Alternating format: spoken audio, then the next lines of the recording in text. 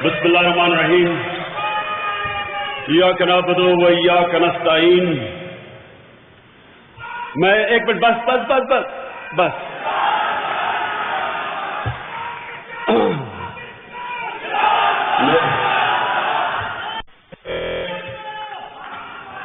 مجھے بس آگے قدم کدھر بڑھاؤ، آپ پہنچ گئے ہیں.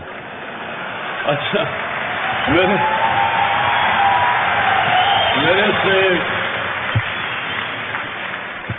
میرے سے کسی نے پوچھا کہ یہ 90 دن 100 دن ہو گئے آپ کو وزیر اعظم بنے، تو یہ کیا آپ کو فرق نظر آ رہا ہے؟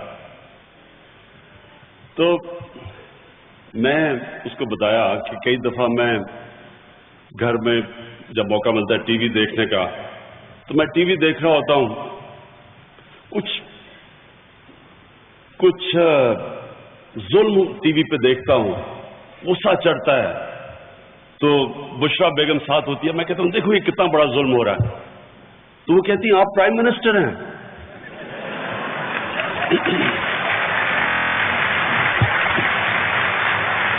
اب اتنی دیر 22 سال اپوزیشن میں رہ کے مجھے ابھی تک بتانا پڑتا ہے کہ میں پرائم منسٹر ہوں. پھر میں ٹیلی فون اٹھاتا ہوں ایک دم اور کسی کو کچھ کہتا ہوں. تو ویسے میں یہ کہوں گا کہ 90 دن میں جو اصل میں کریڈٹ دینا چاہتا ہوں یہ 100 دن میں وہ بشرا بیگم کو، کیونکہ جو یہ 100 دن ہیں یہ ایک چھٹی، کیوں کسی نے کہا نا ایک چھٹی نہیں لی، ایک چھٹی لی تھی سیٹرڈے کو، پہلی چھٹی تھی 100 دن میں. تو ان کے لیے اصل تو میں ان کو خراج تحسین پیش کرتا ہوں کہ اتنی مشکل گھریلو زندگی یہ جو پچھلے یہ 100 دن رہی ہے. دیکھیں بڑے میں نے کامنٹ سنے ہیں 100 دن کے اوپر کہ جی 100 دن میں کچھ نہیں ہوا، 100 دن میں یہ نہیں ہوا. ٹی وی کے اوپر میں دیکھتا ہوں، کم ٹی وی دیکھتا ہوں. میں آپ کو ایکسپلین کرتا ہوں کہ میری نظر میں یہ 100 دن کیا ہے. جب ہم نماز پڑھتے ہیں تو یاد رکھیں ہم اللہ سے صرف ایک چیز مانگتے ہیں کہ اللہ مجھے ان کے راستے پہ لگا جن کو تو نے نعمتیں بخشی. یہ صرف ایک چیز 5 وقت کی نماز میں ہم مانگتے ہیں. یہ یاد رکھیں کہ ہم صرف راستہ مانگتے ہیں. اللہ ہمیں یہ بھی کہہ سکتا کہ ہم کہیں جی ان کی منزل پہ لگا دے، جن کو پہنچا دے جن کو تو نے نعمتیں بخشی. لیکن اللہ نے ہمیں نماز میں صرف کہا اس راستے پہ لگو. انسان کامیاب ہوتا ہے یا نہیں ہوتا اس راستے پہ چل کے یہ اللہ کے ہاتھ میں ہے. میں بار بار آپ کو کہتا ہوں کہ انسان کے ہاتھ میں صرف کوشش ہوتی ہے اور نیت جو اللہ جانتا ہے، کامیابی اللہ دیتا ہے. تو یہ جو ہمارے 100 دن ہیں اس میں ہم نے کیا کرنے کی کوشش کی؟ وہ کرنے کی کوشش کی جو کہ ہم نے جن کا ہم راستہ مانگتے ہیں نبی صلی اللہ علیہ وسلم کا، انہوں نے جو مدینہ کی ریاست میں کیا وہ کیا کیا؟ انہوں نے ساری جو پالیسیز بنائی مدینہ کے ریاست میں، وہ ساری پالیسیز رحم کے اوپر تھی، ایک عام انسان کو اوپر اٹھانے کے لیے جو کبھی اس سے پہلے نہیں ہوئی. کوئی دنیا کی آپ تاریخ اٹھا کے دیکھ لیں، کسی ریاست میں یہ نہیں ہوا جو مدینہ کی ریاست میں ہوا کہ غریب ترین لوگ تھے، غربت تھی. وہاں پیسہ تو رومن ایمپائر اور پرشین ایمپائر کے پاس تھا، یہاں تو غربت تھی. لیکن ساری پالیسیز بنائی گئی کمزور طبقے کے لیے. ٹیکس بھی جو تھا زکوٰۃ پیسے والوں سے لوگ لے کے ایک اس پہ جس کے پاس پیسے نہیں ان کے اوپر خرچ ہوا. معذوروں کا، یتیموں کا دھیان رکھا گیا، بیواؤں کا. تو ایک احساس ہمارے عظیم لیڈر بھی، ہمارے اللہ کے حبیب، ہمارے رسول نبی صلی اللہ علیہ وسلم نے ایک فیصلہ کیا کہ جو ریاست ہے اس کی ذمہ داری ایک انسانی معاشرے میں ایک کمزور طبقے کے اوپر ہوتی ہے. جو جانوروں کا معاشرہ ہے اور انسانوں کا معاشرہ، اس صرف 2 چیزیں فرق ہوتی ہیں اگر آپ غور سے دیکھیں. जानवरों के माशरे में होता है माइट इज राइट, जो ताकतवर होता है वही ज्यादा खाता है, सर्वाइवल ऑफ द फिटेस्ट, जो फिट है वही सर्वाइव करता है, कमजोर मर जाता है वहां। जानवर और इंसान में फर्क ही यह है कि इंसान के माशरे में रहम होता है और इंसाफ होता है, ये दो चीजें होती हैं। तो हमने अगर ये दो चीजें आप सामने रखें तो ये जो 100 दिन हैं, हमने सारी कोशिश ये की कि जो भी हमारी पॉलिसी बने उससे आम आदमी को क्या फायदा होगा। हर पॉलिसी के पीछे ये है कि क्या ये आम आदमी की मदद कर रहा है, ये हमारे कमजोर तबके की मदद कर रहा है। हर पॉलिसी, ये अगर हिंदुस्तान से हम कोशिश करते हैं दोस्ती करने की, पीछे ये वजह है कि अगर तजारत शुरू हो गई तो सबसे ज्यादा फायदा ये होगा कि हमारी वेल्थ क्रिएशन बढ़ेगी, पैसा मुल्क में जब वेल्थ क्रिएट होगा, रोजगार मिलेगा तो हम अपने निचले तबके को ऊपर उठा सकेंगे। उसी तरह तालीम की जो हमारी पॉलिसी है, कैसे हम एक तालीम का निजाम ठीक करें, जो सारी अभी शफकत महमूद ने एक करिकुलम कमेटी बनाई है, बड़े मुश्किल से बनती है क्योंकि ये सबसे इंपॉर्टेंट है कि वो कमेटी ठीक हो। कमेटी में ऐसे ज़हन हो पाकिस्तान में जो कि ये सिंथेसाइज करे, जो तीन मुख्तलिफ हमने अपने मुल्क में तालीमी निज़ाम बनाए हुए हैं, उर्दू मीडियम, इंग्लिश मीडियम, दीनी मदरसे, 3 तबके बनाए हुए हैं, और सिर्फ एलीट के लिए, एक छोटे से एलीट के लिए इंग्लिश मीडियम बनाया हुआ है, और तालीमी मौका नहीं देता नीचे से लोगों को ऊपर आने का। तो जो सारी उसकी कोशिश ये है कि हम एक तालीमी निसाब लेके आए जो कि नीचे लोग बेचारे गरीब घरवालों के बच्चे भी पढ़ के ऊपर आ सके, और फिर जो बच्चे स्कूलों में नहीं है उनको पूरा एक हमने प्लान बनाया कि उनको कैसे हमने स्कूलों में वापस लेके आना है। क्योंकि जो गुर्बत की ये हर एक्सपीरियंस ये साबित करता है कि जब इंसान पढ़ लिख जाते हैं वो अपनी स्टैंडर्ड ऑफ लिविंग ऊपर ले आते हैं। तो इसलिए हमने तालीम के ऊपर जो पूरा एक प्लान लेके आ रहे हैं और बड़ा इसके ऊपर काम हुआ है कि इसकी पूरी कोशिश ये है कि हम अपने मुल्क के एक तालीम निज़ाम ऐसा हो जो कि ये जो अभी तक अपार्थाइड है, अमीर अमीर रह जाता है, गरीब गरीब हो जाता है, जो हमारा सिस्टम है, इसको चेंज करने के लिए। उसी तरह हमारा जो हेल्थ रिफॉर्म्स है उसके अंदर भी क्या है कि गवर्नमेंट हॉस्पिटल्स को ठीक किया जाए जिधर आम आदमी जाता है। यहां क्या बन गया, प्राइवेट हॉस्पिटल्स में पैसे वाले लोग और गवर्नमेंट हॉस्पिटल्स के अंदर गरीब लोग, उनका स्टैंडर्ड नीचे है, प्राइवेट हॉस्पिटल पैसे है तो अच्छा इलाज।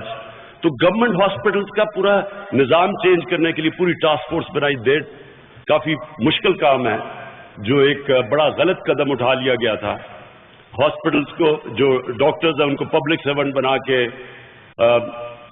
ये जो सारा मैनेजमेंट सिस्टम ही गवर्नमेंट हॉस्पिटल्स का सिस्टम ही ऐसा है कि उसमें प्राइवेट हॉस्पिटल से मुकाबला ही नहीं कर सकता गवर्नमेंट सेक्टर।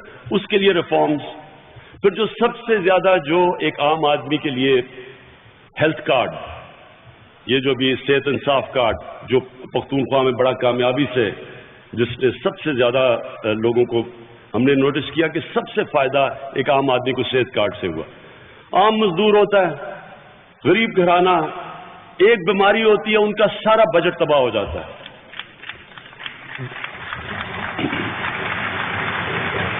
तो लोगों ने इतना पसंद किया कि 5,40,000 जो सेहत कार्ड में थी कि एक किसी के पास सेहत कार्ड हो एक गरीब घराने में, तो उनको पता हो कि अगर बुरा वक्त आएगा तो हमारे पास इंश्योरेंस है। तो ये हमने फैसला किया सारे पाकिस्तान में गरीब लोगों को, गरीब घरानों को सेहत कार्ड देने का। फिर जो भी पॉलिसी बनी, अभी असद उमर आपको बता रहे थे कि सोशल इंक्लूजन, कैसे हमने उन तबकों को पैसा पहुंचाना है, कर्जे पहुंचाने हैं जिनको हमारा अभी तक सिस्टम पैसे पहुंचाता नहीं है, उनको शामिल करना है। मैं अभी आपको पूरा पॉवर्टी का कि हम एक पूरा सिस्टम बना रहे हैं कि एक ही अथॉरिटी बना रहे हैं, उसके नीचे मुख्तलिफ चीजें कि हमने कैसे गुर्बत कम करनी है, मैं उस पर आता हूं। उससे पहले मैं 22 साल से लोगों से वादा कर रहा था कि हम पाकिस्तान में کرپشن کے اوپر قابو پائیں گے. یہ میرا مین پلان تھا. وہ تھا کیوں؟ کیونکہ کرپشن غربت پیدا کرتا ہے. امیر اور غریب ملک کے اندر فرق ہی کرپشن ہے. آپ یہ دنیا میں دیکھ لیں کہ جو امیر ملک ہے وہاں کرپشن نہیں ہے. جدھر خوشحالی ہے وہاں کرپشن کم ہے ہی نہیں. اور جدھر جو غربت ہے، وسائل کے باوجود کانگو کے اندر ہر قسم کا ہیرا جواہرات ہے، نائجیریا میں تیل ہے، لیکن غربت ہے. اور شاید ہی میں آپ کو جو میرا یہ 100 دن کے اندر میں نے جو چیزیں سامنے آئی ہیں، جو اللہ نے پاکستان کو وسائل دیے شاید ہی کسی ملک کو دیے. لیکن ہم آج ہیں ہی صرف پیچھے رہ گئے، صرف ایک چیز سے، کرپشن کی وجہ سے. یہ کرپشن دو چیزیں کرتا ہے جو آج آپ کی 100 دنوں میں. اور ہمیں کیا چیزیں پتہ چلی؟ جو اداروں کے حال دیکھے، جس طرح کے اداروں کے حال ہے، یہ صرف کرپشن کی وجہ سے تباہ ہوئے ہیں. میں نے پیسہ بنانا ہے، میں ہوں پرائم منسٹر، میں جب تک پاکستان کے اداروں کو تباہ نہیں کروں گا میں پیسہ نہیں بنا سکتا. لہذا مجھے ایف بی آر تباہ کرنی پڑے گی. اور جب میں ایف بی آر تباہ کروں گا تو ملک پیسہ ٹھیک نہیں کر سکتا، کیونکہ جو ادارے نے پیسہ اکٹھا کرنا اسی کو میں تباہ کر رہا ہوں اپنی چوری بچانے کے لیے. نیب کے اوپر اپنا آدمی بٹھا دوں گا، نیب کے اندر اپنی بھرتیاں کروا دوں گا. وہی نیب اگر میں نے اپنے آپ کو بچانا ہے، وہ پھر نیب باقی بھی بڑے بڑے ڈاکوؤں کو بچائے گی، صرف چھوٹے چوروں کو پکڑے گی. اسی طرح S C C P, F B R, ایک ادارے کو انہوں نے تباہ کیا پیسہ بنانے کے لیے. اور میں شروع اس سے کر رہا ہوں اس لیے کہ آپ کو اندازہ ہو کس لیول کی چوری ہوئی ہے اس ملک پہ. لوگوں کو اندازہ ہی نہیں ہے، مجھے بھی نہیں اندازہ تھا کتنی چوری ہوئی. ہم تو سنتے تھے، اب تو اندر اداروں سے پتہ چل رہا ہے، اور پتہ چلتا جا رہا ہے. ہر روز کو نئے انکشاف ہو جاتے ہیں. جب یہ بڑی شور مچا کے اسمبلی میں میں اب پھر سے میں کہتا ہوں، میں ساری اپوزیشن کو نہیں کہہ رہا، میں صرف وہ چند لوگوں کو کہہ رہا ہوں جو گلا پھاڑ پھاڑ کے جمہوریت خطرے میں ہے. میں صرف ان کی بات کر رہا ہوں. ان کو خوف کیوں ہے؟ کیونکہ آپ کو پتا چلے گا اس ملک کو لوٹا کیسے گیا ہے. اور جب تک ہم اس کے اوپر قابو نہیں پاتے پاکستان کا کوئی فیوچر نہیں ہے. تو میں آپ کو بتاؤں گا پہلے تو ہم نے اس کے اوپر کیا کیا 100 دنوں میں. لیکن اس سے پہلے میں یہ کہنا چاہتا ہوں کہ نیب بدقسمتی سے ہمارے نیچے نہیں ہے، آزاد ادارہ ہے. نیب کے اندر کوئی بھرتی، ایک چپڑاسی بھی نہیں ابھی تک ہم نے بھرتی کروایا. ساری پہلے کی اپوائنٹمنٹس ہیں. اس لیے جو نیب کرتا ہے ہم اس کے ذمہ دار نہیں ہیں. میرے خیال میں نیب اس سے بہت بہتر پرفارم کر سکتا ہے.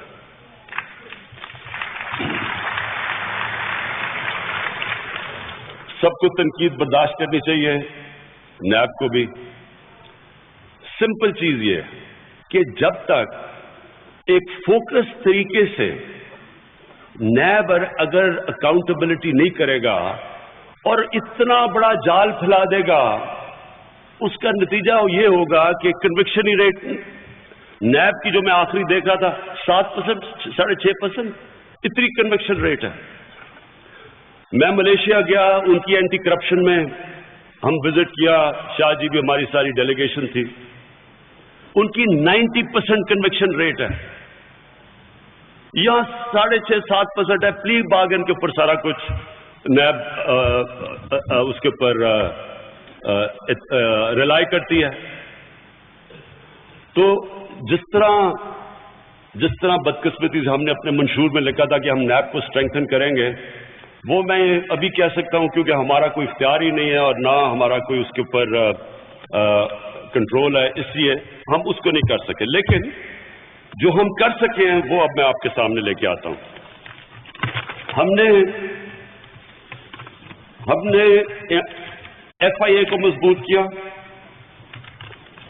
اور ایف آئی اے نے اب تک یہ ذرا آپ اب دیکھیں کہ یہ ابھی یہ منی لانڈرنگ، اچھا منی لانڈرنگ جو آج ہم باقی ملکوں میں گئے مدد مانگنے کے لیے، کیونکہ ہمارے جو فورن ایکسچینج ریزروز ہیں وہ اتنے کم تھے کہ وہ ہمارے 2-3 مہینے کے بھی ہم چیزیں خرید نہیں سکتے تھے، اور نہ قرضوں کی قسطیں دے سکتے تھے.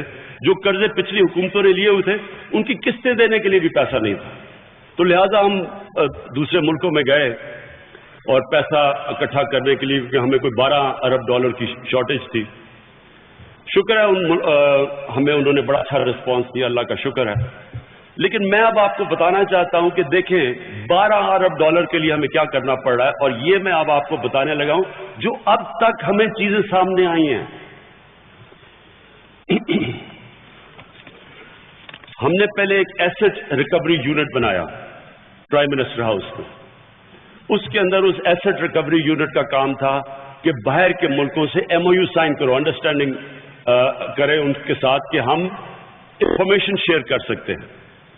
26 ملکوں کے ساتھ ہم نے یہ انڈرسٹینڈنگ کی، ہم نے سائن کیا 26 ملکوں سے. سوئٹزرلینڈ سے بڑی دیر سے کوشش کر رہے تھے. آج ہمارا سائن ہوا ہے سوئٹزرلینڈ سے، ممبر آف انگلینڈ میں ہم نے سائن کیا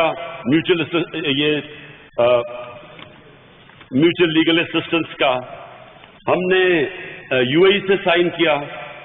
تو میں ذرا ابھی اب بتا رہا ہوں کہ صرف 26 ملکوں سے جنہوں نے ہمیں سائن کیا. ابھی سوئٹزرلینڈ کی ہمیں انفارمیشن نہیں آئی کیونکہ آج ہو رہا سائن.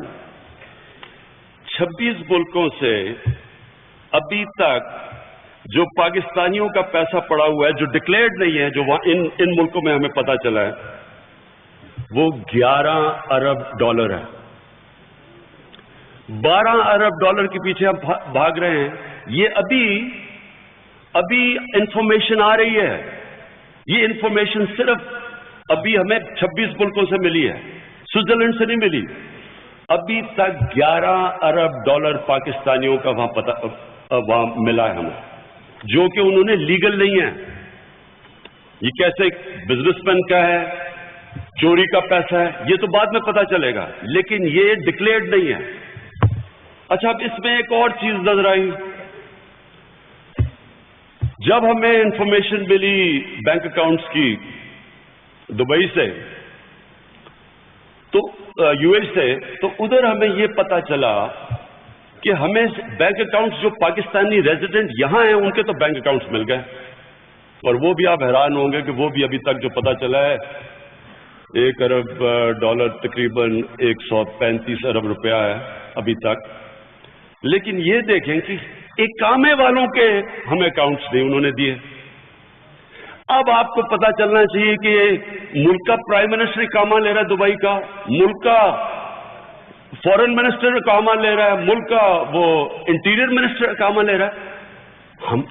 ہمیں کیوں اقامہ کی ضرورت نہیں ہے؟ میں پرائم منسٹر ہوں، مجھے تو اقامے کی ضرورت ہے. ہمیں تو وہ ایئرپورٹ پہ نہیں، ہمیں تو VIP سے وہ لے جاتے ہیں. تو مجھے اقامے کی کیوں ضرورت تھی؟ پچھلے پرائم منسٹر کو کیوں تھی؟ کیونکہ اگر آپ کو اقامہ مل جائے، آپ کا بینک اکاؤنٹ وہ نہیں ہمیں بتاتے، وہ دبئی شہری ہیں، صرف پاکستانی شہریوں کا اکاؤنٹ ملتا ہے. تو ہم جب بھی کہیں بھی دنیا میں اکاؤنٹس منگوائیں گے پاکستانیوں کے، ان کے اکاؤنٹس نہیں آئیں گے. تو اب آپ سمجھائیں کہ یہ ملک کا جب پرائم منسٹر، ملک کے وزیر وہ اقامہ لے کے بیٹھے ہوئے ہیں کیونکہ وہ منی لانڈرنگ کر رہے ہیں، تو وہ یہ کیسے منی لانڈرنگ روک سکتے ہیں؟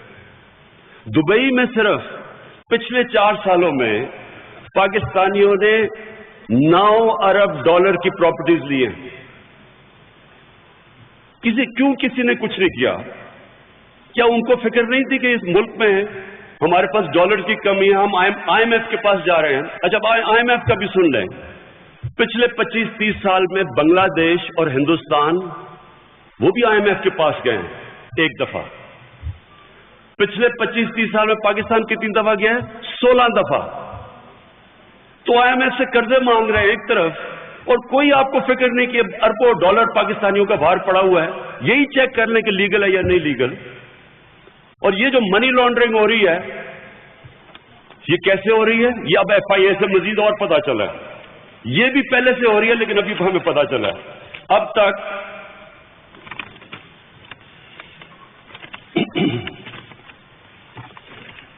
تک FIA نے 375 ارب روپے کے فیک اکاؤنٹس پکڑے ہیں. 375 ارب روپے کے.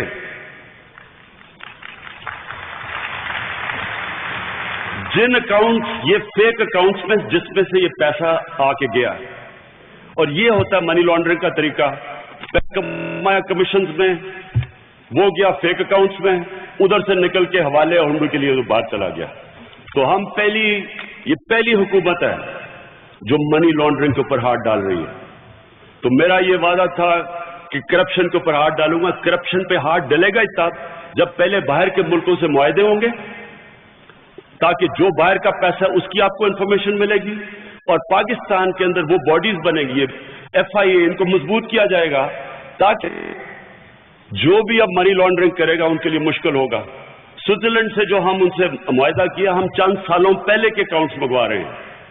پینما کے بعد لوگوں نے اپنے اکاؤنٹ شفٹ کرنے شروع کیے ہیں، تو ہم جو انفارمیشن منگوا رہے ہیں اس سے پہلے کی ہے، تاکہ ہمیں پتہ چل جائے گا کہ کس کے پاس کتنا پیسہ پاکستان سے باہر تھا. اس کے علاوہ اب یہ دیکھیں کہ ہم ہر روز کا جو قرضوں کے اوپر ہم ہر روز کا سود دے رہے ہیں وہ 6 ارب روپیہ ہے. 6 ارب روپیہ دن کا سود دے رہے ہیں ہم جو قرضے چڑھے ہوئے ہیں. دوسری طرف دیکھیں کہ پاکستان میں اب تک جو ہم نے انکروچمنٹ ڈرائیو کی، بڑے بڑے مافیوں نے زمینیں پکڑی ہوئی ہیں. یہاں CDA کے پاس پیسہ نہیں ہے، لیکن CDA کی اب تک جو زمین ہم نے اینٹی انکروچمنٹ ڈرائیو میں پکڑی ہے، قبضہ مافیا سے نکالی، وہ 350 ارب روپے کی ہے.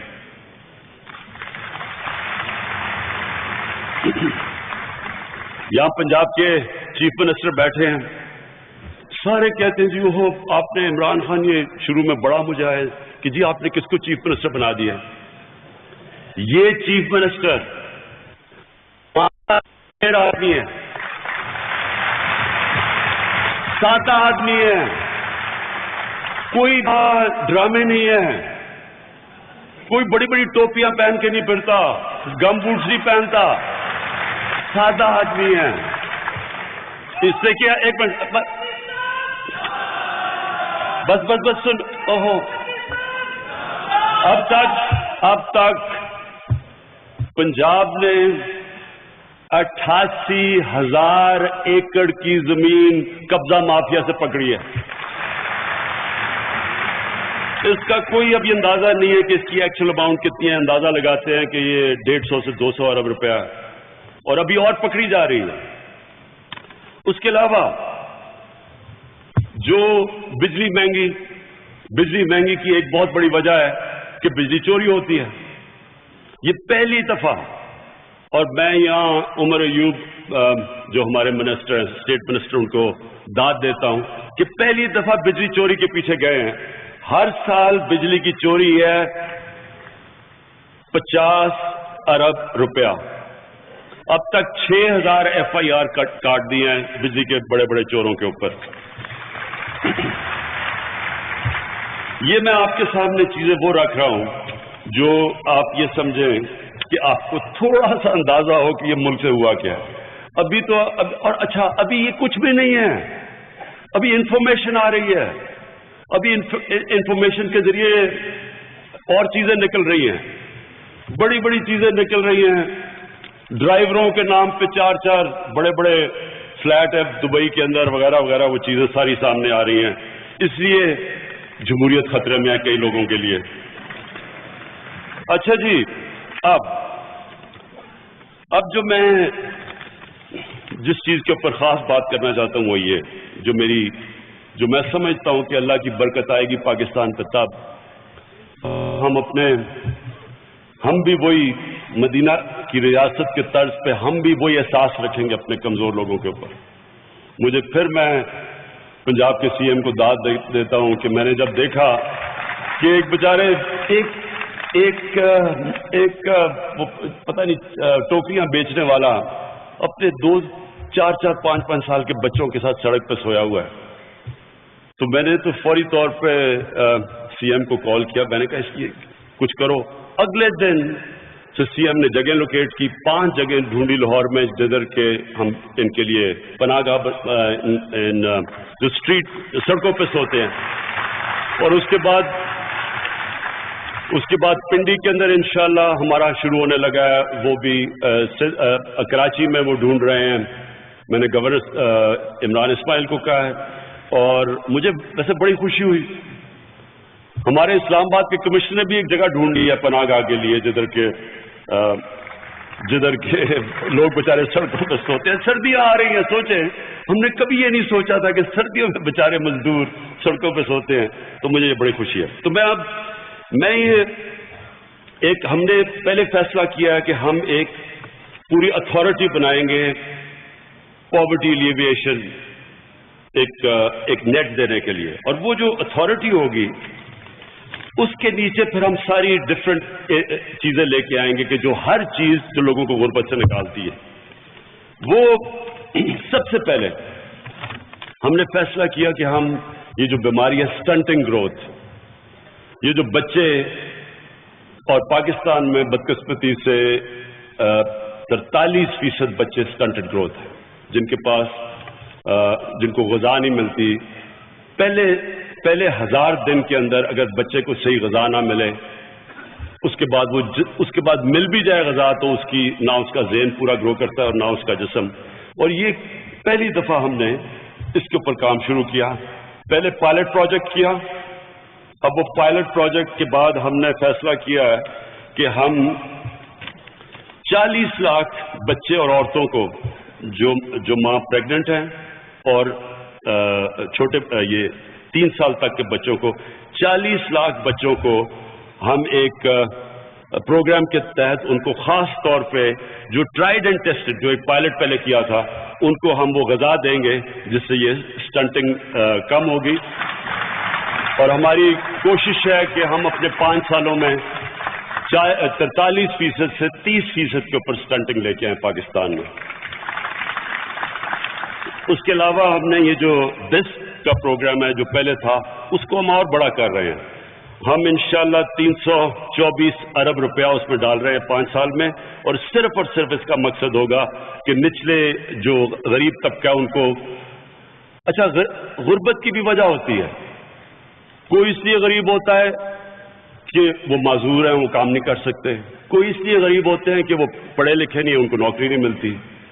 کوئی غریب اس لیے ہوتے ہیں کہ بس ان میں کیپبلٹی نہیں ہوتی. اللہ نے ہمارے لیے, ہم انسانوں کے لیے وہ امتحان دے دیتا ہے کہ کیا کرتے ہیں ان لوگوں کے لیے جو زندگی کی ریس میں ہی نہیں کمپیٹ کر سکتے. تو یہ پہلے آئیڈینٹیفائی کر رہے ہیں کہ کس طرح کی کیا چیزیں غربت کاز کرتی ہیں, اور اس کے بعد پھر ہم ان کے لیے ایک اسپیشل پروگرام ڈیولپ کر رہے ہیں BISC کے نیچے. جس طرح میں نے کہا ہم صحت انصاف کارڈ لے کے آ رہے ہیں, اور ہم غریبوں کے لیے ابھی سے ہم نے 5 ارب روپیہ اخوت ایک بڑا زبردست NGO جو سود کے بغیر قرضہ دیتا ہے ان کو ہم نے 5 ارب گورنمنٹ نے دے دیا, اور انشاءاللہ آگے بڑھاتے جائیں گے, جس کا کام ہی ہوگا کہ غریبوں کے لیے گھر بنا سکیں. تو جو سب سے کمزور طبقہ ہے اس کے لیے انشاءاللہ اخوت کے لیے کریں گے. زکوٰۃ اور بیت المال کو بھی اس پاورٹی ایلیویشن اتھارٹی کے نیچے لے آئیں گے. ڈپلیکیشن بہت ہے. زکوٰۃ کیسے دیتے ہیں, بیت المال, اس کو ہم سارا ایک پلان کر کے کہ ایک پورا جو ہم غربت کو اٹیک کریں گے تو ان ساری چیزوں سے, ہاؤسنگ سے بھی, تعلیم سے بھی, ڈائریکٹ یہ جو نیا BISC کی جگہ جو نیا ایک ہم لے کے آ رہے ہیں پروگرام زیادہ بڑا, اس سے خوراک, یہ ساری چیزیں شامل کر رہے ہیں. تو ایک اوور آل پاورٹی ایلیویشن کا پورا پروگرام ہے, اور انشاءاللہ یہ میں ابھی خود لانچ کروں گا یہ جیسے ہمارا کمپلیٹ ہو جائے. اس کے ساتھ جو دوسری چیز ہے, دیکھیں جو دیہاتی علاقوں میں زیادہ غربت ہے, تو دیہاتی علاقوں میں غربت کے لیے ایک زبردست پروگرام ہم لے کے آئے ہیں چھوٹے کسانوں کے لیے. یہ بھی ان کے پہلے پائلٹس کیے گئے کئی ٹیسٹڈ پروجیکٹس ہیں. سب سے پہلے ہم نے یہ دیکھا کہ ایک غریب کسان 3 وجہ سے پیچھے رہ جاتا ہے۔ ایک اس کے پاس ٹیکنالوجی نہیں ہوتی، دوسری اس کے پاس پیسہ نہیں ہوتا، اور تیسری اس کے پاس نالج نہیں ہوتی۔ تو پہلے تو ہم ان چھوٹے کسانوں کے لیے پورا پروگرام بنا کے ایک ڈائریکٹڈ سبسڈیز دیں گے ان کو۔ ایک ہوتی ہے سبسڈی جو سب کے لیے چلی جاتی ہے، یہ فوکس کر کے چھوٹے کسانوں کو سبسڈیز دیں گے ان تین پہلے تو چیزوں میں کہ وہ ٹیکنالوجیکلی بھی وہ بہتر ہو۔ ہوتا یہ ہے کہ چھوٹے کسان، ایک غریب کسان کا وہ تقریباً آدھا ہوتا ہے جو کہ وہ پیداوار نکالتا ہے اپنی زمین سے۔ جو ماڈرن فارمر ہوتا ہے، جو پیسے والا ہوتا ہے، وہ کئی دفعہ دگنی نہیں تو 50% زیادہ اس کی پیداوار ہوتی ہے۔ تو اگر ہم ان کی مدد کر کے، ٹیکنالوجی دے کے، ان کی فائنینسنگ کر کے اگر ہم ان کی مدد کریں، آپ سوچیں کیا ہوگا؟ سب سے پہلے تو یہ ہوگا کہ پاکستان میں پیداوار بڑھ جائے گی، ہمارے پاس اور کراپس آ جائیں گی، ہمارے پاس موقع ہو جائے گا کہ ہم اگر اس کی پیداوار بڑھتی ہے تو ہم امپورٹ سبسٹیوشن کر سکتے ہیں، مثلا آئل سیڈز اگا سکتے ہیں۔ ہم جو آئل امپورٹ کرتے ہیں وہ یہی کسانوں کو ہم کہیں کہ جب پیداوار بڑھے گی تو وہ ان کے پاس زمین بچ جائے گی جس میں وہ آئل سیڈز اگائیں یا ایسی چیزیں جو کہ ہماری امپورٹ سبسٹیوشن کریں۔ اور اس کے علاوہ ہم نے ایک اور چیز کی کہ ہم نے چھوٹے کسانوں کی مدد کرنی ہے، ان کو سبسڈی دینی ہے، نئی ایگریکلچر مشینری دینی ہے ان کو۔ مثلا لیزر مشینری ہے، لیزر مشینری سے پانی کم استعمال ہوتا ہے۔ اگر آپ لیزر سے لیولنگ کرتے تو پانی کم آسان ہوتا ہے۔ تو ہم نے وہ بھی فیصلہ کیا کہ ہم ان چھوٹے کسانوں کے لیے سبسڈی دیں گے تاکہ یہ بھی اپنی لیزر لیولنگ کر سکے اپنی جگہ کی۔ پھر ہم نے ایک اور چیز، ایک لائف سٹاک کا بھی، میں ملیشیا تھا تو ملیشیا میں ہمارے پاس آئے انویسٹرز جو حلال میٹ میں انویسٹ کرنا چاہتے ہیں۔ اب یہ سوچیں کہ حلال میٹ کی انٹرنیشنل جو انڈسٹری ہے، جو ٹریڈ ہے، وہ 2000 ارب ڈالر ہے۔ 2000 ارب ڈالر میں پاکستان کہیں نہیں ہے، ہندوستان سے ہوتا ہے، یہاں کچھ نہیں ہے۔ اور یہاں میرے خیال میں دنیا میں 7ویں نمبر پہ، یا جہانگیر بتائے گا 8ویں نمبر میں جو ہماری گائے بھینسیں ہیں، کتنی ہم لائف سٹاک میں کتنے ہیں؟ 7-8 نمبر پہ ہیں۔ کوئی ٹریڈ نہیں ہے۔ اس کی وجہ میں آپ کو بتاؤں، ہم نے ایک اب وہاں سے وہ انویسٹ کرنا چاہتے ہیں، وہ آ کے پاکستان میں سیٹ اپ کرنا چاہتے ہیں چیزیں۔ تو ہم نے تھوڑی سی انویسٹیگیٹ کیا تو پتا چلا پاکستان میں کیا ہوتا ہے۔ جو بھینس کی بچی ہوتی ہے اس کو تو وہ دودھ دے دیتے ہیں اور وہ بڑا کر لیتے ہیں کیونکہ وہ دودھ دیتی ہے۔ جو بچڑا ہوتا ہے جس کو کٹا کہتے ہیں،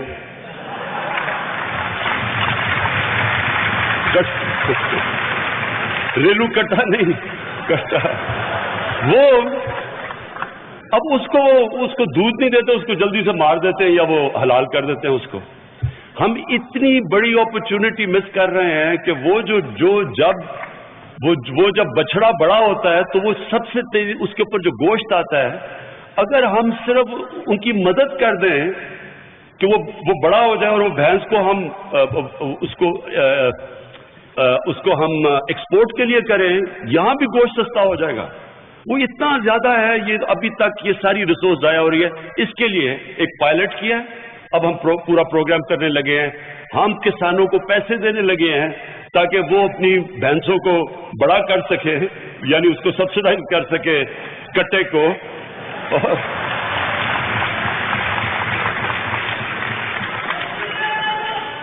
اچھا ابھی نہیں سنیں۔ اچھا جی آگے اس سے، اچھا یہ ہم نے فیصلہ کیا ان کو کیش سبسڈیز دے کے، اور اس سے ہم سمجھتے ہیں کہ 3 سے 4 لاکھ غریب فیملیز کو فائدہ ہوگا۔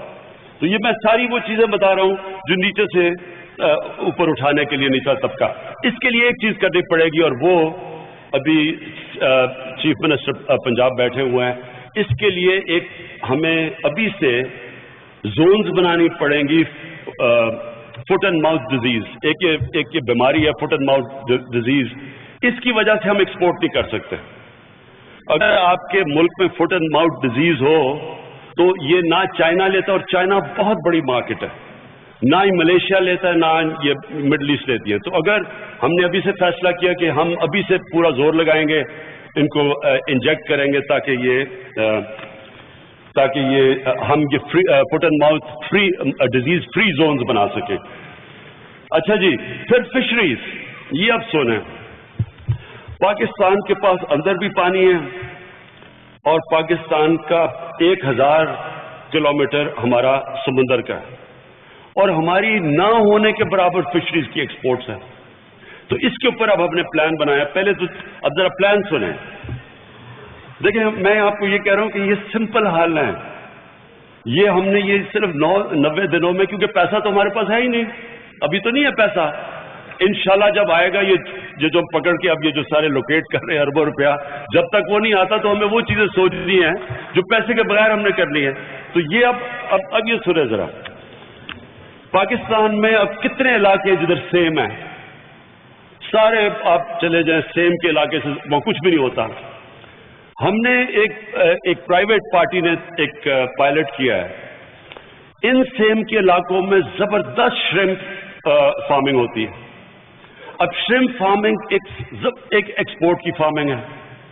ہمارے پاس اس کو ڈالر کی کمی ہے.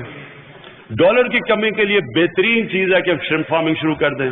اور وہ ان علاقوں میں جدھر کچھ بھی نہیں ہے, یعنی وہاں تو ویسے ہی بنجر پڑے ہوئے ہیں سیم سے, تو سیم کے اندر بہترین شرمپ ہوتا ہے. اور یہ ہم نے اب ٹرائی کر لیا, تو اب ہم شرمپ فارمنگ ادھر شروع کر رہے ہیں.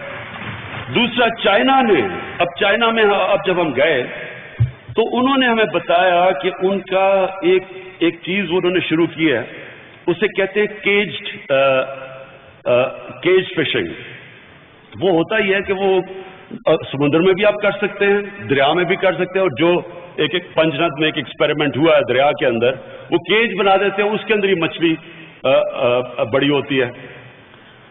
اس سے کیا ہوتا ہے کہ آپ کو مچھلی بھی صحیح ایک فریش فش مل جاتی ہے, اور وہ کنٹرول بھی ہوتی ہے, اور اس کو آپ فیڈ بھی کر سکتے ہیں. تو وہ ایک بڑا زبردست پروجیکٹ ہے جو اب ہم سارے پاکستان میں, اور خاص طور پہ بلوچستان کے اندر میں آپ کو بتاؤں اتنا زیادہ پوٹینشیل ہے کہ ہم اتنی فش ایکسپورٹ کر سکتے ہیں.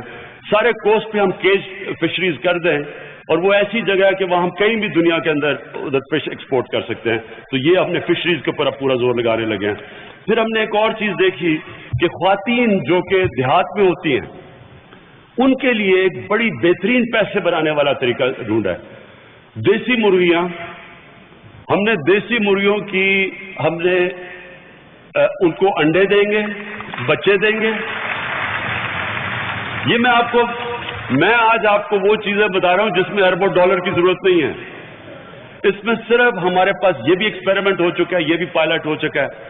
اب ہم نے ان کو اگر ہم ٹیکے لگا کے ان کی مدد کر دیں تو وہ ان کی پروٹین انٹیک بھی بڑھ جائے گا, ان کے پاس مرغیاں بھی ہوں گی, انڈے بھی ہوں گے بیچنے کے لیے. تو یہ ایک غریب, میری ساری چیزیں وہ ہیں جو غریب لوگوں کو اوپر اٹھانے کے لیے ہیں اس وقت.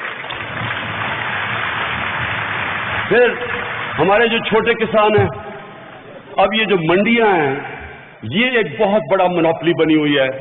آرتی زیادہ سے زیادہ پیسہ چارج کرتے ہیں, چھوٹا کسان بیچارہ محنت وہ کرتا ہے, پیسہ آرتی لے جاتا ہے. اس کے لیے ہم نے فیصلہ کیا کہ ہم آرتی کا ہم کمپٹیشن پیدا کریں گے, زیادہ منڈیاں بنائیں گے, زیادہ موقع دیں گے. جب زیادہ منڈیاں بنیں گی, زیادہ آرتی آئیں گے, کمپٹیشن ہوگی, قیمت نیچے آئے گی اور کسان کو فائدہ ہوگا اس کا. پہلی جو منڈی ہے, چیف منسٹر پنجاب, آپ کو خوشی ہوگی سن کے کہ لاہور میں بڑی منڈی کا انشاءاللہ ہم اوپننگ کر رہے ہیں آنے والے دنوں میں, کیونکہ لاہور سینٹر ہے, چاروں طرف سے وہاں سے آتے ہیں پروڈیوس, تو ایک بہت بڑی اسٹیٹ آف دی آرٹ منڈی بنانے لگے ہیں ہم. یہ بھی ایک چھوٹے کسان کی مدد کرنے کے لیے. پھر پانی کا بہت بڑا ایشو ہے, تو میں پانی کا آپ کو بتا دوں. پانی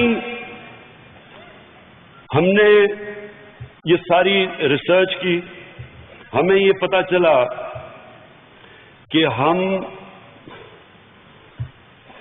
اگر جو سارے ہمارے واٹر کورسز ہیں, جو نالے ہیں, ان کو پکا کر دیں, نہروں کو پکا کر دیں, اور اب وہ 5 سال میں جو خرچہ ہے ہم نے ایسٹیمیٹ کیا ہے, ہم ایک ایک چیز کا خرچہ بھی دیکھتے ہیں, 140 ارب روپیہ. لیکن اگر ہم 140 ارب روپے سے 70,000 کھالوں کو, واٹر کورسز کو ہم پکا کر دیں, تو ہم سمجھتے ہیں کہ پاکستان میں بادشاہ ڈیم سے زیادہ پانی اویلیبل ہو جائے گا. بادشاہ ڈیم دیر بھی لگے گی, بڑا کاسٹ ہے, یہ کاسٹ بھی کم ہے, اس سے بہت کم کاسٹ پہ بہت زیادہ نہروں, تو ہمارے پاس اور پانی کسانوں کے پاس اویلیبل ہو جائے گا. اور اس کے ساتھ ساتھ لیٹسٹ ٹیکنیکس ہم نے دیکھی ہیں کہ کم پانی کیسے کسان زیادہ اپنا پیداوار میں کرتا ہے, وہ بھی لیٹسٹ واٹر کنزرویشن ٹیکنیکس ہیں, وہ بھی انشاءاللہ ہم اپنے کسانوں کے پاس لے کے جائیں گے. اچھا جی, اب میں آ گیا, زیادہ دیر نہیں ہے کیونکہ موٹی موٹی چیزیں کہہ رہا ہوں جو میں وہ باتیں کہہ رہا ہوں کہ جس سے میرا عام آدمی اٹھے گا. اب میں اکانومی کے اوپر آتا ہوں. زیادہ تر تو اسد عمر نے باتیں کر لی اکانومی میں. دیکھیں, میں اکانومی کے اوپر بات کرنے سے پہلے جو امپورٹنٹ چیز سمجھنے کی ہے کہ سب سے پہلے اپنا مائنڈ سیٹ بدلنا ہے. دو طرح بدلنا ہے. ایک کہ ہماری بیوروکریسی کو, ہماری پولیٹیکل کلاس کو ایک چیز سمجھنی ہے کہ جب تک ایک انویسٹر پیسہ نہیں بناتا, انویسٹمنٹ نہیں آتی.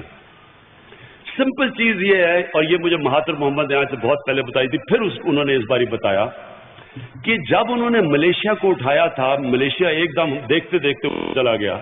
ہم کہاں نیچے, ملیشیا, پاکستان اوپر تھا اور وہ آگے نکل گیا. آج 3 کروڑ ملیشیا میں لوگ ہیں اور ان کی ایکسپورٹ $220 ارب ہے. ہم 21 کروڑ ہے اور ہماری ایکسپورٹ $24 ارب ہے. تو مہاتر نے, انہوں نے کہا میں نے ویلتھ کریشن شروع کی, میں نے لوگوں کو پیسہ بنانے کا موقع دیا. جب لوگ پیسہ بناتے ہیں, جب ایک آدمی پیسہ بناتا ہے تو اور لوگ دیکھ کے ان کو پیسہ آنا چاہتے ہیں, اور لوگ آ جاتے ہیں, انویسٹرز آ جاتے ہیں. اور جیسے جیسے پیسہ بنتا ہے ویلتھ بڑھتی جاتی ہے اور خوشحالی ہوتی ہے, انویسٹمنٹ آتی ہے, نوکریاں ملتی ہیں, غربت کم ہوتی ہے.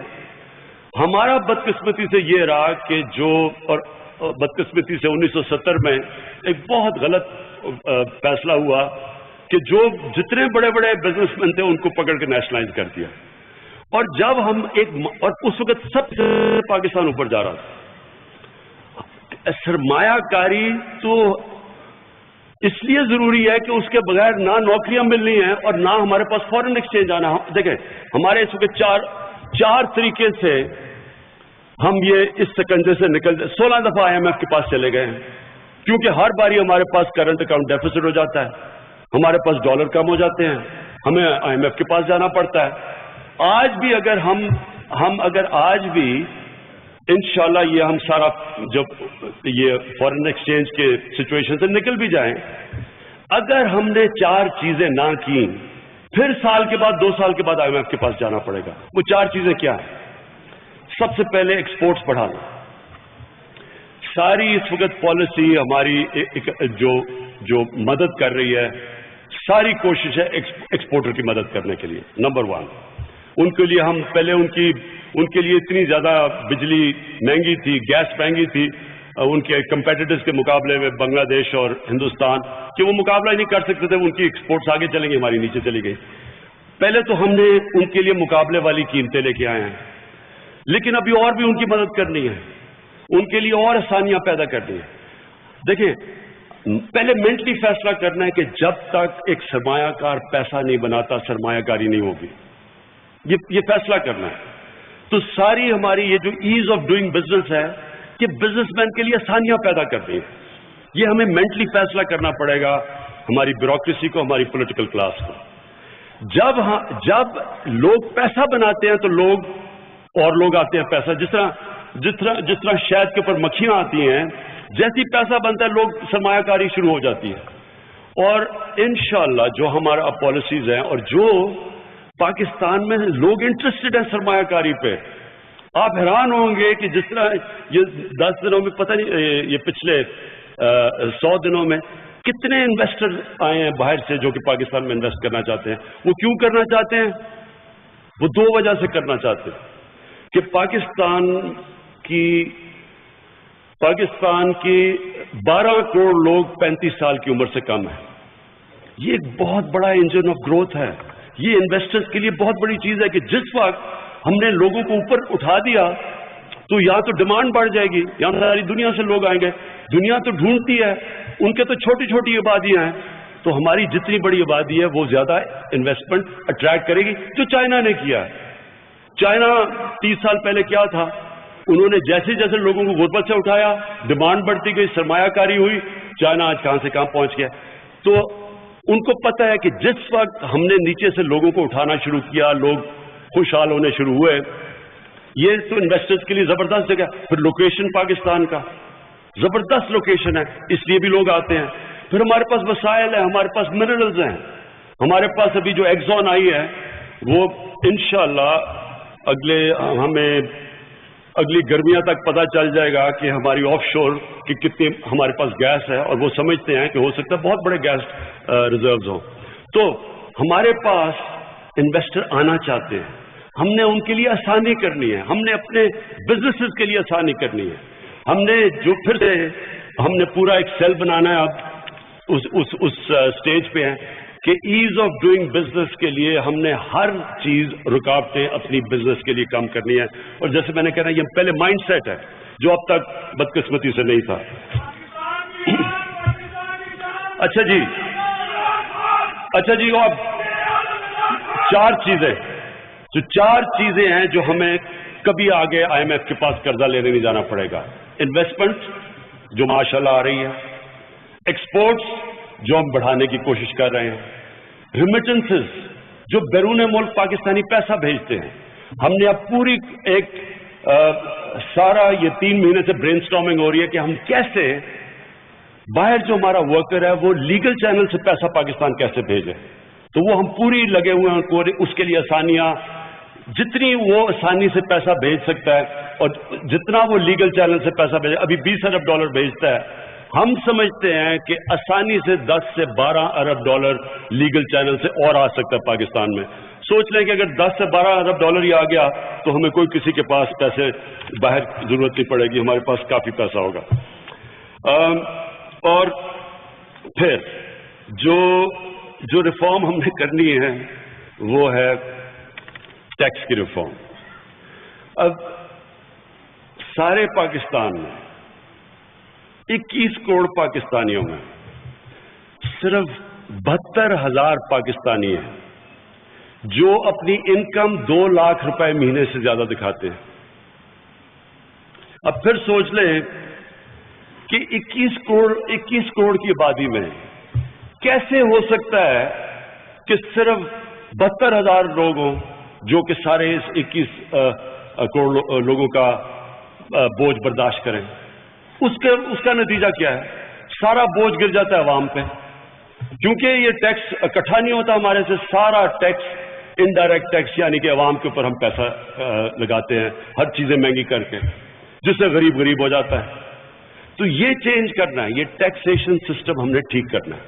اس کی ایک ہماری ذمہ داری ہے کہ ہم نے FBR کی ریفارمز کریں. وہ FBR کی ریفارمز ہو رہی ہیں, ہم انشاءاللہ اس ادارے کو ٹھیک کرنے کی پوری کوشش کر رہے ہیں. بڑی محنت جاری ہے اس کے اندر, اور انشاءاللہ آپ ریزلٹس بھی دیکھیں گے. لیکن ساتھ ساتھ یہ جو لوگ ٹیکس ہی نہیں دیتے, اب آپ سوچیں 72,000 لوگ سارے پاکستان میں, یا 2-3 سیکٹرز اسلام آباد میں چلے جائیں اس سے زیادہ لوگ ہیں یہاں. آپ سوچ لیں کتنے لوگ ہیں جو 2 لاکھ روپے مہینے سے پہ گزارا کر سکتے ہیں. یہ بڑے بڑے گھر دیکھ لیں سارے. تو ہم نے اب لوگوں کو ٹیکس نیٹ میں لے کے آنا ہے. وہ اس لیے لے کے آنا ہے, نہیں تو یہ غربت کم ہی نہیں ہو رہی, یہ تو غریب بڑھتے جائیں گے یہاں, کیونکہ جب چیزیں ہی مہنگی کرتے جانا ہے تو وہ تو غربت بڑھتی جائے گی. تو یہ ہم نے ایک تو اس کی ریفارم کرنی ہے, اور پھر دوسرا 2 چیزیں اور ہیں وہ بھی انویسٹمنٹ پہ مدد کریں گی. وہ یہ کہ ہم نے اسمگلنگ روکنی ہے. اب اسمگلنگ اس لیے روکنی ہے کہ آپ باہر سے کوئی آ کے انویسٹمنٹ کرتا ہے, وہ اپنی چیز وہ ٹیکس دیتا پورا, وہ ٹیکس دے کے اپنی بزنس چلاتا ہے, اور دوسرا آدمی اسمگلنگ کر کے سستی چیز لا کے اور وہ مارکیٹ میں لے آتا ہے, اس کی بزنس ختم ہو جاتی ہے. تو اس لیے انویسٹمنٹ ہی نہیں آ رہی. ایک بہت بڑی وجہ یہ ہے اسمگلنگ. تو اسمگلنگ کے اوپر بھی ہم نے ہاتھ ڈالنا ہے, اور ہم نے وہ جو لوگ اب اچھا جو ٹیکس دیتے ہیں ان کو نقصان ہوتا ہے, جو ٹیکس نہیں دیتے ان کو فائدہ ہوتا ہے.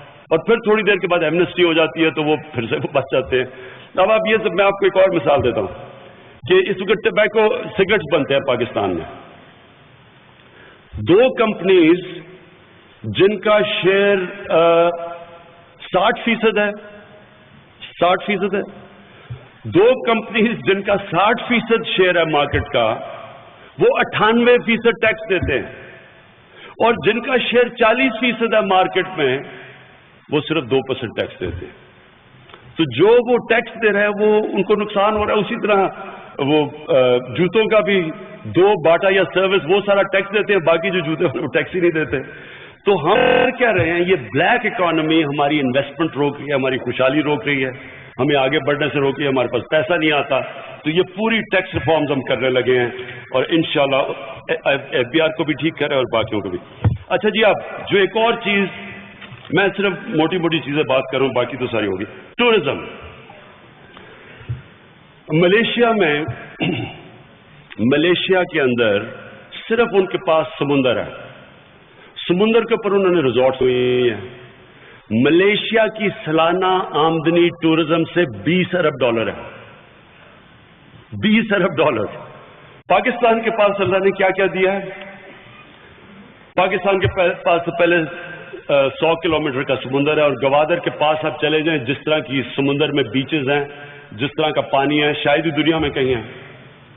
پھر پاکستان کے پاس ریلیجس ٹورزم ہے. آپ نے جو کرتارپور دیکھا کل، یہ لوگ اس طرح ہندوؤں کی بھی سائٹس ہیں، سکھوں کی بھی ہیں، لیکن جو بدھزم ہے اس کا تو سینٹر ہے پاکستان. یہاں ہری پور کے پاس ایک 40 فٹ کا دنیا کا سب سے بڑا سلیپنگ بودھا ملا ہے. سلیپنگ بودھا 40 فٹ کا ہے، دنیا میں کہیں نہیں ہے، تو کسی کو بھی نہیں پتا. تو ہمارے پاس پہلے بیچ ٹور، یعنی سمندر کے اوپر، اور سمندر کے اوپر ضروری نہیں کہ ہم اس طرح کی ٹورزم اٹریکٹ کریں جو مغربی بیچز پہ ہوتی ہیں. ہم اسلامک ٹورزم بھی اٹریکٹ کر سکتے ہیں اپنے کلچر کے اندر رکھتے ہوئے. ہم وہ ریزورٹس بنا سکتے ہیں، لیکن ہم ریلیجس ٹورزم بھی کر سکتے ہیں. اور جو ہماری پہاڑی علاقوں کی ٹورزم ہے، آپ یہ سوچ لیں کہ سوئٹزرلینڈ، یہ تو ملیشیا $20 ارب اگر ڈالر کماتا ہے، تو سوئٹزرلینڈ تو کم از کم اسے 3-4 گنا زیادہ کماتا ہوگا. تو ہمارے جو ناردرن ایریاز ہیں وہ دگنا سائز ہے سوئٹزرلینڈ کا. اور 6 جو دنیا کے ٹاپ سب سے اونچے پہاڑ ہیں، ان میں سے 6 پاکستان میں ہیں. تو ہمارے پاس تو ایسی اللہ نے جگہ دی ہوئی ہیں، اور ہم تو ٹورزم سے پیسہ ہی نہیں بناتے کچھ. تو ہم نے اب ایک نیشنل ٹورزم ٹاسک فورس بنائی ہے میرے نیچے.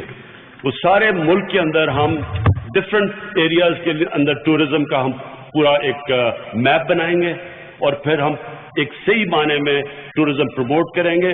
اور جو ہم ہر سال 4 یا 5 نئی ریزورٹس ہم اپنی پہاڑی علاقے میں کھولیں گے، اور ہم ایکولوجیکل ٹورزم کریں گے. یعنی ہم وہ ٹورزم نہیں کریں گے جو ہمارے علاقے تباہ کرے. اللہ کا شکر ہے ہمارے علاقے بچے ہوئے ہیں، خوبصورت ہیں، دنیا میں کیسے علاقے نہیں ہے. تو ہم ان کو بڑا دیکھ کے میس ٹورزم نہیں کریں گے، سلیکٹڈ ٹورزم جس سے پیسہ آئے. اور وہاں خاص طور پہ پہاڑی علاقوں میں یہ سب سے بہترین طریقہ ہے غربت دور کرنے کا. جو پختونخوا میں آدھی ہوگی غربت، 2013 سے 2018 میں پختونخوا میں غربت آدھی ہوئی، اس کی ایک بہت بڑی وجہ ٹورزم تھی. اچھا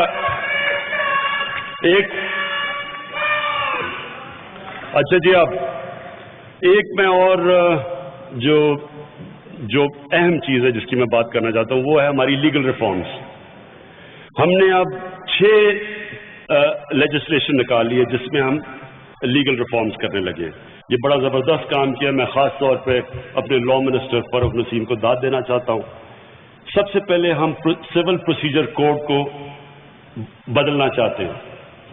اس کی سب سے بڑی خاصیت یہ ہوگی کہ 1.5 سال کے اندر 1 سے 1.5 سال کے اندر عدالت کو فیصلہ کرنا پڑے گا. یہ جو کیسز ہیں جس کی وجہ سے قبضہ گروپ بنے ہوئے ہیں، جو 20-20 سال کیسز چلتے ہیں، وہ ختم تب ہوں گے یہ جو ہم جو امینڈمنٹ لے کے آ رہے ہیں اس میں. اس کے بعد ہم ایک اسپیشل لا لے کے آ رہے ہیں. ہم زیادہ تیز انصاف ان کے لیے، دو طبقوں کے لیے، ایک جو بیوائیں ان کے لیے، وہ بیچاری پھنس جاتی ہیں عدالتوں میں جا کے، ان کے لیے ہم ایک خاص پروویژن لا لے کے آ رہے ہیں کہ بیواؤں کو جلدی انصاف ملے. اور دوسرا، خواتین کو جو انہیرٹ کرتی ہیں، جو ان کی پراپرٹی رائٹ ملتا ہے ان کو، یہ انفورس کریں گے کہ ان کو ملے. یہ قانون بنے گا کہ یہ صرف یہ نہیں کہ ان کو رائٹ جو ہے پراپرٹی میں، ہم یہ انشور کریں گے کہ خواتین کو ان کا حق ملے، کیونکہ شہروں کے باہر تو بیچاری عورتوں کو حق ہی نہیں ملتا ان کا. کہ میں نے تو دیکھا ہے کہ سارا جو شریعہ میں بھی ان کو حق دیا ہوا ہے وہ بھی خواتین کو نہیں ملتا. تو یہ ہم اسپیشل یہ دوسرا قانون لے کے آ رہے ہیں. تیسرا قانون ہم اوورسیز پاکستانیز کے لیے لے کے آ رہے ہیں کہ وہ بیچارے آ کے یہاں گھر خریدتے ہیں، محنت کرتے ہیں، اور جب یہاں آتے ہیں تو ان کے گھروں کے اوپر قبضے ہو جاتے ہیں. ان کے لیے ایک اسپیشل ہم قانون لے کے آ رہے ہیں ان کو پروٹیکٹ کرنے کے لیے. اور چوتھا، ہم غریب لوگوں کے لیے یہ پہلی دفعہ ہم لے کے آ رہے ہیں کہ ہم ایک لیگل ایڈ اتھارٹی بنا رہے ہیں. جو غریب آدمی ہے، اگر اس کے پاس پیسہ نہیں ہے وکیل کرنے کے لیے، تو اب ایک لیگل ایڈ اتھارٹی بنے گی. اس کے اندر ہم پیسے ڈال رہے ہیں کہ غریب آدمی کو اگر انصاف چاہیے تو گورنمنٹ وہ لیگل ایڈ اتھارٹی اس کو وکیل کر کے دے گی. اور پھر وسل بلور ایکٹ، یہ اب اس کو ہم پروٹیکشن دیں گے، پوری طرح لے کے آ رہے ہیں. وسل بلور مطلب یہ کہ کوئی بھی نشاندہی کرے کہ کسی ادارے میں کسی ڈپارٹمنٹ میں کرپشن ہے، تو اگر وہ نشاندہی کرے گا تو اس کو 20% جو بھی ریکوری ہوگی اس کا 20% ملے گا. یہ ہے وسل بلور ایکٹ، اور اس کو گورنمنٹ پروٹیکشن بھی دے گی. اب یہ سوچ لیں کہ جس طرح کے پیسے مل رہے ہیں، مثلا فلودے والے کے پاس 3 ارب روپیہ مل رہا ہے، اب سوچیں کہ اگر وہ ریکور ہو جائے اور اس کا 20% کتنا ہوگا. میں جی آخر میں اور بھی بڑی چیزیں وہ میں صرف آخر میں ایک چیز اس پہ ختم کرنا چاہتا ہوں، اور وہ یہ کہ مجھے پتہ ہے اس وقت کہ ہمارا تنخواہ دار طبقہ، ہمارے نچلا طبقہ تکلیف میں ہے. مجھے پتہ ہے کہ قیمتیں بڑھی ہوئی ہیں. قیمتیں بڑھ نہیں تھی. جب روپیہ 106 روپے یا 105 روپے سے 130 روپے پہ پہنچتا ہے تو چیزیں تو بڑھنی شروع ہو جاتی ہیں. مجھے اس چیز کا احساس ہے. آپ صرف یہ یقین رکھیں کہ جتنی کوشش میں کر سکتا ہوں ہم کر رہے ہیں.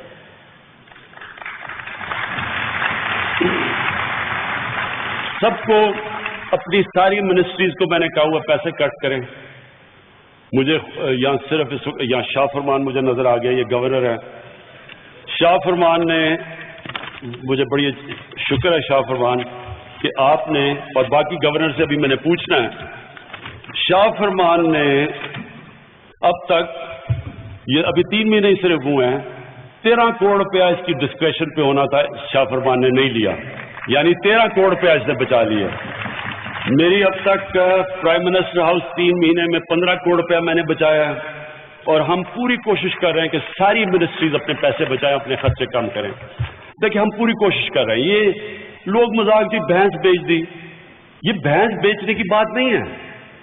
ہم ایک طرف لوگ بھوکے مار رہے ہیں بیچارے، لوگوں کے پاس کھانے کے لیے پیسہ نہیں ہے، اور ہم عوام کے پیسے پہ اپنے اوپر خرچ کریں. یہ جس کو بھی کوئی آخرت کا خوف ہو ایسے نہیں کرتا. یہ میں کوئی کسی کو دکھانے کے لیے نہیں، اس لیے کر رہے ہیں کہ ہمیں ڈر ہے کہ ہم نے اپنے اللہ کو جواب دینا ہے. اس لیے بس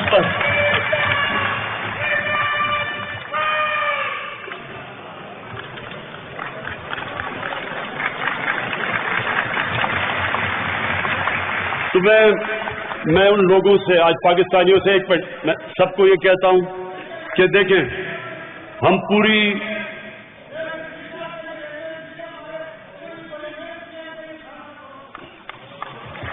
شیخ صاحب آپ کا خاص فین آیا ہوا ہے، وہ ریلوے میں بڑی محنت کر رہے ہیں شیخ صاحب. تو میں آپ سب سے یہ کہتا ہوں کہ ہم انشاءاللہ پوری کوشش کر رہے ہیں. آگے آنے والے دن آسان نہیں ہیں، مشکل ہے.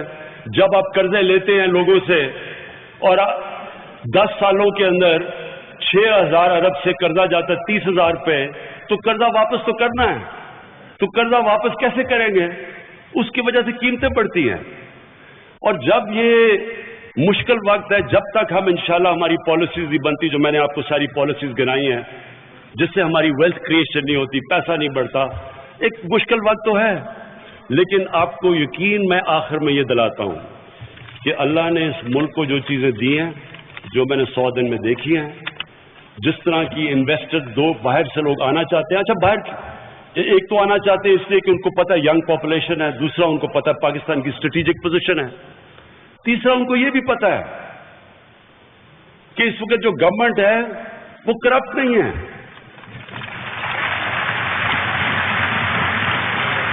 क्योंकि करप्शन की वजह है जिसकी वजह से इन्वेस्टमेंट नहीं आती। लोग बजाय पाकिस्तान, कितने लोग हैं अब दुबई में उन्होंने इन्वेस्ट किया या मलेशिया चले जाते हैं, कितने लोग हैं वो सिर्फ इसलिए कहते हैं कि पाकिस्तान में रिश्वत मांगते हैं, मुश्किल कर देते हैं, ईज ऑफ डूइंग बिजनेस नहीं है, इसलिए वो यहाँ इन्वेस्ट नहीं करते। हमारे पास याद रखना, हमारी सबसे बड़ी ताकत बैरून मुल्क पाकिस्तानी है। 90 लाख पाकिस्तानी बाहर है, जिनमें से कई पाकिस्तानी हैं जो हर इंडस्ट्री में एक्सेल किए हुए हैं, हर किस्म का प्रोफेशन है। लेबर जो है वो स्किल्ड लेबर बाहर बैठी हुई है। हम जब भी इस मुल्क का जिस तरह हम निज़ाम ठीक कर रहे हैं और आसान करते जाएंगे इन्वेस्टमेंट के लिए, सबसे ज्यादा इन्वेस्टमेंट वहां से आएगी। और मैं ये आखिर में ये जो हमारी हाउसिंग स्कीम है, इसके लिए रुकावटें दूर कर रहे हैं। लीगल इश्यूज जो हैं हाउसिंग के अंदर, उनका तकरीबन मसला हो गया है। जो फाइनेंशियल सिस्टम उसके लिए है, हाउसिंग के लिए, मॉर्गेज के लिए, वो ठीक कर रहे हैं और वो तकरीबन ठीक हो चुका है। सिर्फ आपको ये समझ लें कि कितनी बड़ी ये जो हमारी हाउसिंग है, ये कितनी बड़ी इंडस्ट्री, इसलिए कि इस वक्त पाकिस्तान में 1 करोड़ हाउसिंग की कमी है। हम जो 50 लाख बना रहे हैं, 1 करोड़ घरों की कमी है। लेकिन क्यों नहीं घर बने आज तक पाकिस्तान में? क्योंकि जो फाइनेंसिंग चाहिए, यानी जो घरों के लिए कर्जा चाहिए, वो पाकिस्तान में अवेलेबल ही नहीं है।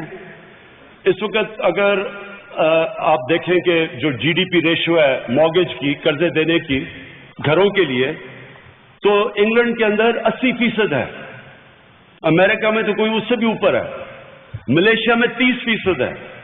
हिंदुस्तान ने अपने कानून जब ठीक किया तो उनकी 9-10% हो गई है।